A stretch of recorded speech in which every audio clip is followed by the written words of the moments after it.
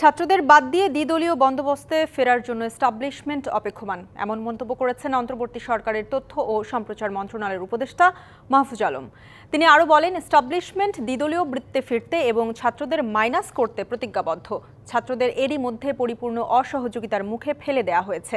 বৃহস্পতিবার দুপুরে ফেসবুক পোস্টে কৈফিয়ত কিংবা বাস্তবতা শিরোনামে দেয়া পোস্টে উপদেষ্টা লেখেন, সমাধান হলো রাষ্ট্র ও এস্টাবলিশমেন্টে ছাত্রদের ন্যায্য হিস্যা নিশ্চিত করা এবং ফ্যাসিবাদী শক্তি ও তার দালালদের বিরুদ্ধে ঐক্যবদ্ধ হয়ে আঘাত করা। স্ট্যাটাসে মাহফুজ আলম আরও লেখেন, ক্ষমতার ভর কেন্দ্র অনেকগুলো, ফলে কাজের দায় সরকারের, কিন্তু কাজ করে ক্ষমতার অন্যান্য ভরকেন্দ্র।